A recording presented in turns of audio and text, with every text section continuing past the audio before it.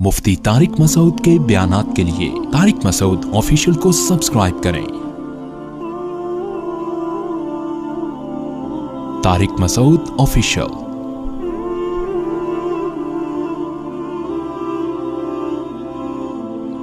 अल्लाह ने फरमाया वहजुरूहुन्ना फिल मज़ाजि'i वज़रिबूहुन्ना फ़इन अताअनकुम। इस प्रोसेस से गुजरने के बाद फ़इन अताअनकुम, अगर ये औरतें तुम्हारी इताअत शुरू कर दें,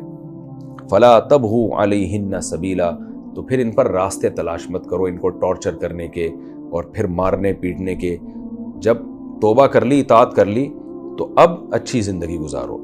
बाज़ दफ़ा ऐसे होता है घरों में कि औरत से कोई गलती हुई, कोताही हुई, मर्द ने उसको समझाया, बाज नहीं आई, मर्द ने हाथ उठाया और बिल आखिर औरत को ख्याल हो गया कि वाकई मेरी गलती थी, वो डर गई या किसी भी तरह से, अब वो उसने फर्माबरदारी शुरू कर दी, तो मर्द पुराने ही ताने उसको देता रहता है, बार बार उसको, तुमने ये किया था और तुमने अपनी गलती मानी भी थी, इसका मतलब तुम हो ऐसी। तो कुरान कह रहा है फला तबगू अलैहिन्ना सबीला, अब इन पर बहाने तलाश मत करो, रास्ते तलाश मत करो ज़हनी टॉर्चर करने के। जो माजी में हो चुका उसको भूल जाओ। क्यों? इन्नल्लाह काना अलिय्यन कबीरा, इसलिए कि अल्लाह ताला अली और कबीर है, बुलंद मर्तबे वाला है। क्या मतलब? तुम्हें अल्लाह ने अगर घर का सरबरा बनाया और तुम्हें ये परमिशन दे दी कि ठीक है बवक्त ज़रूरत तुम सख्ती कर सकते हो, तो अब उस सख्ती से अगर वो ठीक हो गई है, तो अब अगर तुम इसके ऊपर दोबारा सख्ती करोगे, जहनी लिहाज से टॉर्चर करोगे या जिस्मानी टॉर्चर करोगे, तो तुम अगर बड़े हो तो तुमसे भी बड़ा एक खुदा है, वो फिर तुम पर जो क़यामत के दिन सख्ती करेगा, तुम वो सख्ती बर्दाश्त नहीं कर सकते। तो अपने से बड़े का सोच के अपने मातहतों के साथ फिर अच्छा सलूक करो, उसकी गलतियों को नज़रअंदाज करो। अब्दुल्ला बिन मसूद रज़ी अल्लाह ताला अन्हु एक दफ़ा अपने ग़ुलाम को मार रहे थे, तो नबी सल्लल्लाहु अलैहि वसल्लम ने फरमाया लल्लाहु अक़दरु अलैका मिनका अलैहि, कि जितनी इब्ने मसूद तुझे अपने ग़ुलाम पर कुदरत है, अल्लाह को इससे भी ज़्यादा कुदरत तुझ पर है। यानी इतनी सज़ा दो कि अगर अल्लाह तुम्हारे गुनाहों पे तुम्हें सज़ा देना चाहे तो तुम बर्दाश्त कर सको। अब्दुल्ला बिन मसूद डर गए अल्लाह के खौफ से और फरमाया या रसूल अल्लाह, मैंने इसको अल्लाह के लिए आज़ाद किया, इस ग़ुलाम को। तो ये एक फ़लसफ़ा इस्लाम ने समझाया कि आप अपने मातहतों के साथ जब भी सख्ती करें तो आप देखें कि आप इतना करें जितना आप बर्दाश्त कर सकते हैं, अगले की गलतियों को इतना नज़रअंदाज करें जितना आप चाहते हैं कि अल्लाह आपकी गलतियों को मुआफ़ करे। तो बाज़ लोग बिल्कुल 100% सीधा बन के चलने की कोशिश करते हैं, घर के माहौल को बिल्कुल एक नंबर तरीके से चले, तो आप देखो कि आप अल्लाह के साथ बिल्कुल 100% सही चल रहे हो। तो ये कुरान ने तरगीब दी है कि अल्लाह भी तुमसे बड़ा है जो तुम्हें देख रहा है। देखें, ये वो तरीक़ा है जिससे इस्लाम ने मर्द को औरत पे रहमत का हुक्म दिया, ये मोटिवेशन है। गैर मुस्लिमों के पास चूँकि ये मोटिवेशन नहीं है, लिहाजा वो हर चीज़ को कानून से हल करने की कोशिश करते हैं। वो कानून साजी में लगे रहते हैं कि मर्द को इजाज़त नहीं है हाथ उठाने की, माँ बाप को इजाज़त नहीं बच्चों पे हाथ उठाने की। वजह उसकी ये, उनको पता है कि अगर हमने इजाज़त दे दी तो ये तो गुलूव करेंगे। अब कौन ये बैठ के फैसला करेगा ये जो थप्पड़ इसने मारा है ये लीगल था या इल्लीगल था, इसकी वजह बनती थी कि नहीं बनती थी? तो वहाँ तो आखिरत का तसव्वुर नहीं है, तो वो मजबूर है ये कानून बनाने पर कि भाई हाथ उठाने की परमिशन ही नहीं है ताकि इस बहसी को ख़त्म कर दो। लेकिन फिर उसके जो साइड इफेक्ट हुए वो दुनिया के सामने है। बच्चे बाप बने हुए होते हैं और बाप औलाद बना हुआ होता है, माँ बेटी बनी हुई होती है और बेटियां माओं की माएँ बनी हुई होती हैं। कॉल्स आती हैं लोगों की, माएँ परेशान है कि हमारी बच्ची हमारे कंट्रोल में नहीं है, हम सख्ती करें तो थाने में जमा करा देती है। तो हमारे पास चूँकि मजहब है, लिहाजा हमें उन कवानीन को फॉलो करने की ज़रूरत नहीं है। हमारे पास खुदा का भेजा हुआ दीन है, वो हमें मोटिवेट कर रहा है कि जुल्म की तुम्हें इजाज़त नहीं है, अल्लाह तुमसे पूछेगा। और अल्लाह का शुक्र है इसकी वजह से बहुत से मर्द जुल्म से बचते भी हैं, जहां बहुत से जालिम होते हैं लेकिन बहुत से बचते भी हैं। वइन खिफ्तुम शिकाक बैनिहिमा फबअसू हकमम मिन अहलिही व हकमम मिन अहलिहा। कुरान ने 3 तरह की औरतों का तज़किरा किया यहाँ पे। पहली औरतें बयान की फस्सालिहातु क़ानितात, नेक औरतें तो इताअत करेंगी, घर को जन्नत बना देंगी। दूसरी वो औरतें जो इताअत नहीं करेंगी, लेकिन वो सख्ती से, यानी इस प्रोसेस से गुजरने के बाद कुछ तो वाज़ो नसीहत से बाज आएंगी, कुछ बिस्तर अलग करने से बाज आ जाएंगी, कुछ ऐसी होंगी जिन पे जब जिस्मानी ज़रब होगी, उनको एतदाल के साथ उन पे हाथ उठाया जाएगा तो उससे वो फर्मा बरदार बन जाएंगी। लेकिन एक स्टेप ये होता है कि फिर भी मसला हल नहीं होता, यानी बजाय इस्लाह, मुआशरे में इस्लाह के, फिर भी मियाँ बीवी के झगड़े हो रहे होते हैं, औरत इताअत नहीं कर रही, یا شوہر میں کوئی ایسی خرابی ہے کہ بیوی اس کو برداشت نہیں کر پا رہی اور آپس میں نزاع شروع ہو گیا، تو اللہ فرماتے ہیں کہ شقاق کا مطلب ہوتا ہے ایسا اختلاف ہو رہا ہے کہ وہ حل ہونے کا نام نہیں، میاں بیوی خود اس کو حل نہیں کر پا رہے ہیں۔ تو اللہ فرماتے ہیں اگر ایسی صورت ہے وَإِنْ خِفْتُمْ، اگر تمہیں خوف ہے، یہ تمہیں کا سے جو خطاب ہو رہا ہے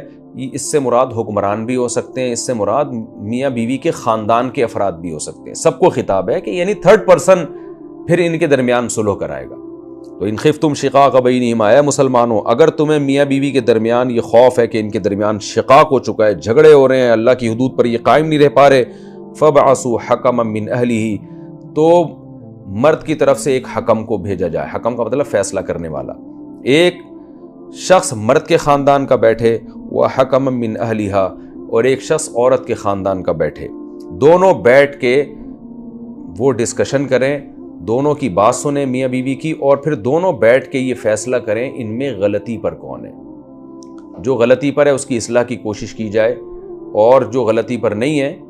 اس کے بارے میں بتایا جائے بھئی یہاں ظالم یہ ہے اور مظلوم یہ ہے۔ دو بڑے بیٹھ یہ خود نہ کریں بلکہ ان دونوں کی طرف سے دو مرد بیٹھ کے یہ کام، دو افراد بیٹھ کے یہ کام کریں۔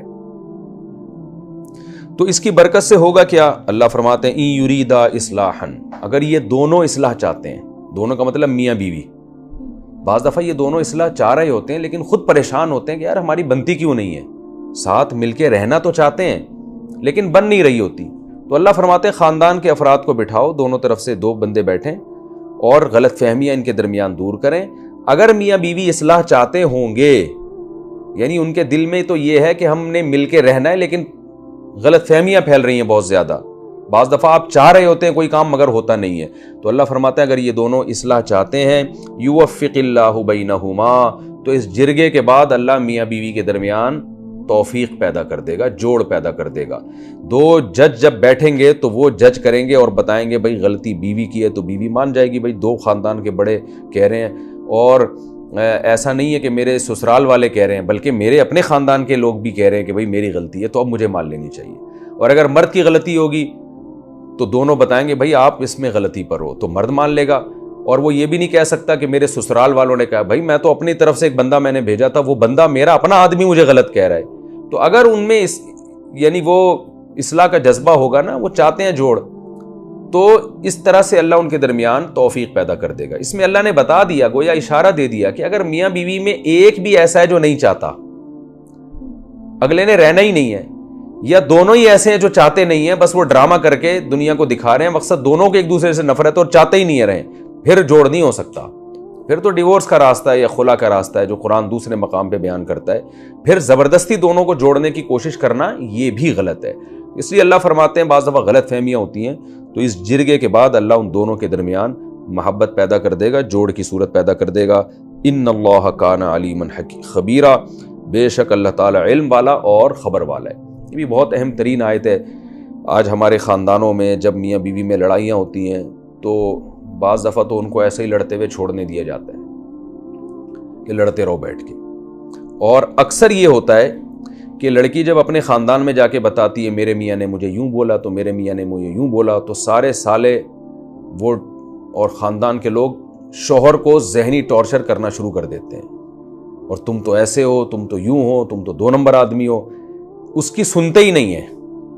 اسی طرح مرد اگر اپنی بیوی کی برائیاں اپنے خاندان میں کرتا ہے، اور میری بیوی یوں کر رہی ہے، میری بیوی یوں کر رہی ہے، میرے درمیان لڑائیاں ہو رہی ہیں، تو مرد کے خاندان کے افراد مرد کو سپورٹ کرتے ہیں، وہ عورت کو برا بھلا کہنا شروع کر دیتے ہیں۔ اس سے لڑائی کم ہونے کے بجائے اختلافات کی آگ اور زیادہ بھڑکنے لگتی ہے۔ تو اس لیے قرآن نے کہا ہے بھئی اگر ایسا ہو رہا ہے تو دونوں میں سے، اور حکم کے لفظ میں اشارہ ہے کہ ایک آدمی ہونا چاہیے، ایسا نہ ہو ٹرک بھر کے ادھر سے آ رہا ہے، ٹرک بھر کے ادھر سے آ رہا ہے، پھر ان میں آپس میں پھڈا ہو جائے گا،